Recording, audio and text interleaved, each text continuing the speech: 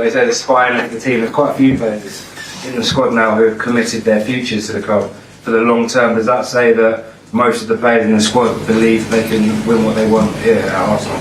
Yes, first of all, that they feel that they belong to this club and they feel very attached to it, and they share the same ambition with the club.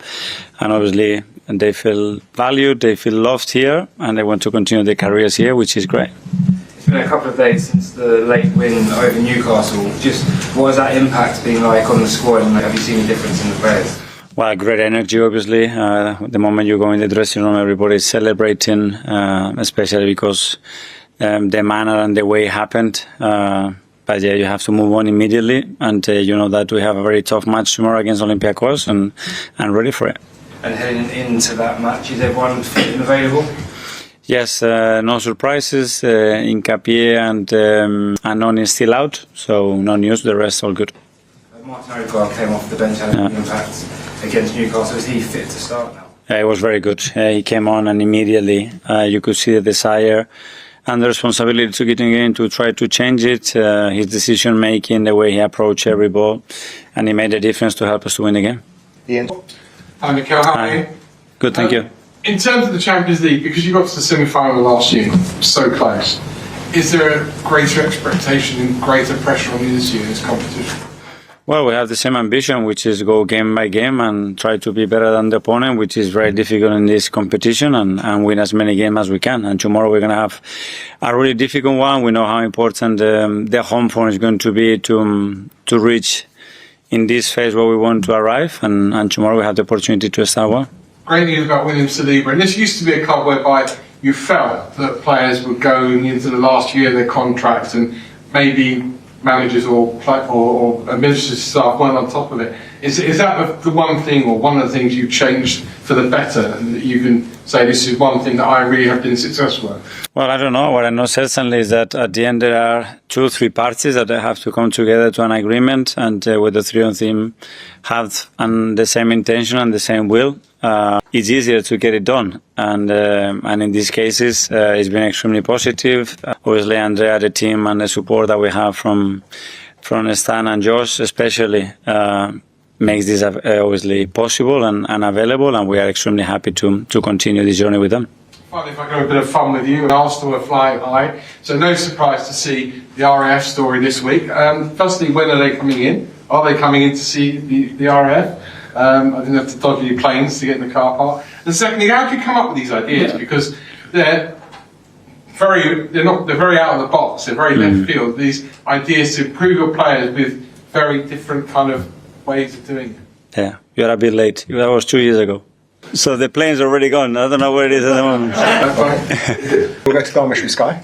Hey, Mikel. Yeah. Just on William Saliba, it's going to be clear that some of European football's top clubs will be interested in a player like that. Was there any part of you, with him entering the final 2 years of his deal, that was fearful he wouldn't sign? Probably more than the length of the contract is the will of the player, because then you can understand, I said, some players, sometimes they have a dream. Some of them is being to play in the Premier League, some of them is to play in the Premier League for Arsenal.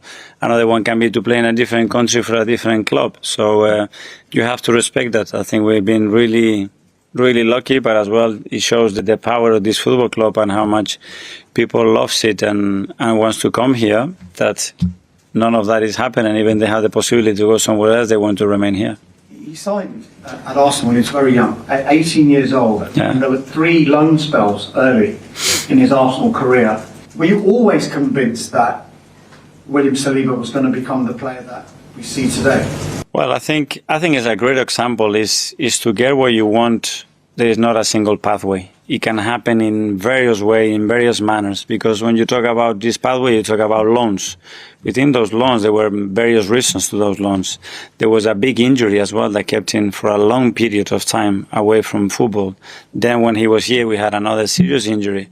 So it's a lot that has happened, a lot that Willie had to get through, and the club and myself with him as well, to get to the point where he is today. And that's the beauty of it, that sometimes things don't start the way you expected, but sometimes it's the best thing that can happen to you to get where you want to get.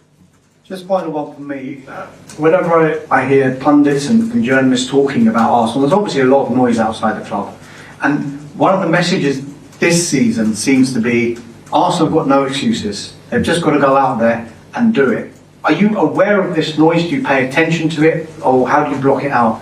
Well, I'm aware the moment I step in this chair that what I want with this football club is to win major trophies. That's it. Nobody else has to put that line into us. That's the ambition, the first day, and the excuses, they never been part of my life.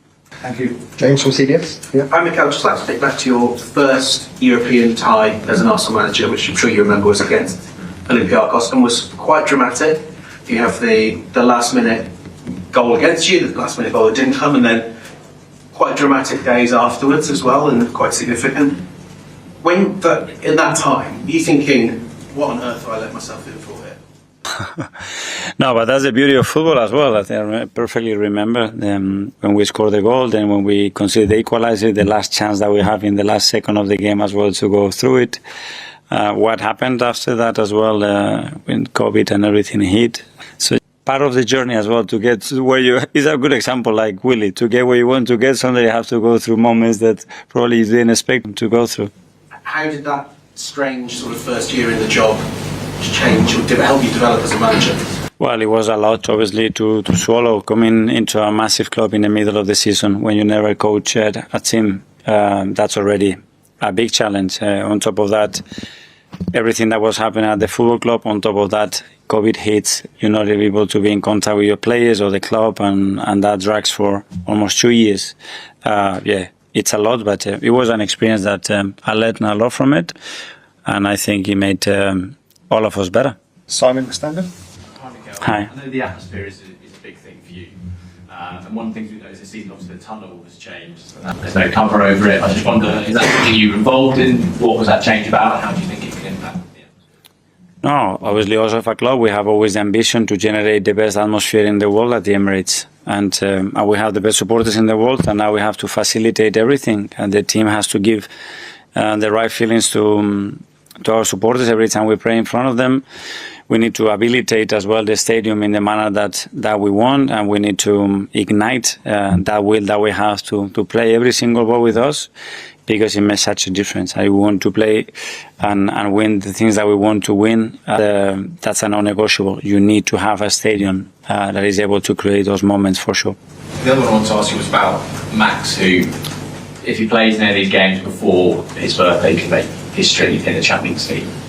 Obviously, we all are talking about it a lot in these few months, but for you as managers, when were you first aware of the talent you had, and what work has gone into the point where we are now, where he could be making history?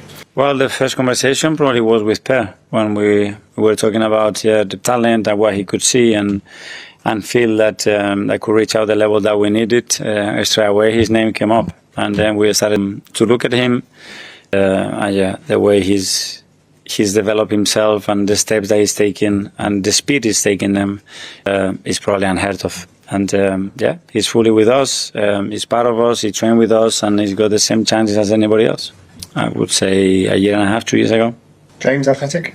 Hi, Mikel. Hi. I wanted to ask you about Victor Gyökeres. He was involved in a really physical game at the weekend with Newcastle. I just wondered, what was your assessment of how he stood up to that challenge, and where do you think that, what does that say about where he is in his adaptation? I loved it. I absolutely loved it how he took it. He went on board. Not a single moment when he's showing frustration. I told him, you're going to get some decisions, some others not. Stand up. You're going to have 2 or 3 players around you many moments. The ball is in the air and a lot is going to happen. But I loved his reaction. I loved the way he handled the situation emotionally, and as well because he was involved in a lot of dangerous moments that he created. He was very much involved in them. And it's a pity that he didn't score a goal at the end, because in my opinion, he fully deserved it. There's quite a big sort of burden on him at the moment with no Kai. He's kind of the 9 on his own, a lot of expectation. How do you think he's handling that? In a really natural and organic way, I would say. He's a really confident boy. His work ethic is incredible. The demands that he puts in himself every single day. It's a joy to work with him. He gives so much to the team, and the ceiling is very, very far what he can still give to the team. So very happy with him. Harry, BBC Radio. Hi, Mikel. Hi. One of the things that people are most excited about is the volume of options that you have in the squad. On the weekend, we saw Eberechi as a player in a more central position, sort of close to the forward. What would you say he brings to the role that's maybe a little bit different to what Martin Odegaard does? I think he's got this different quality that he does things that in the book they are unexpected. When you think he's going to turn right, he goes left. When he thinks that he's going to take another touch, he releases the ball. It's his vision. It's a player that can create those magic moments and at some point can steal the pot in a way that not many players can do.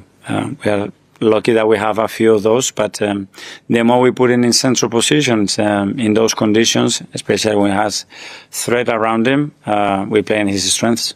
How would you say he's adapted to life at Arsenal? He's not been here that long. It feels like he's at home already. Very good. Well, personally, obviously, it's a very special character, someone really easy to get on with, super intelligent. I've been very impressed how quickly he picks things, the question he asks, and how smart he is just to navigate through a different environment. And then, the chemistry is generating with his teammates, the way he's impacting games. I think for the short period he's been with us, I think really positive. Okay, last in the live section. First one here. Hi. Olympiakos has had quite a positive record at the Emirates. How do you outlet this affectional mentality, and how do you learn from your previous encounters?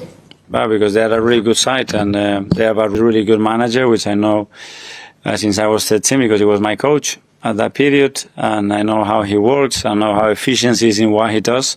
That's what I'm saying, that tomorrow is going to be a really tough match. And finally, live, David from. Hi. Saliba was part of a defense with Gabriel, Timber, and Coffee already, the one you have used the most this season.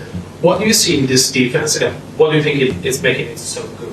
Well, one is chemistry. I think there is something about, especially when we talk about centre backs or units, that it has to exist, that it has to be a will, a feeling to play for each other, and basically to hide each other's weaknesses and promote each other's strengths. And that's an ability that they have between them, and they have developed. They like to play with each other. They love each other. And that's a massive thing when you're asking your backline to produce what they are producing at the moment.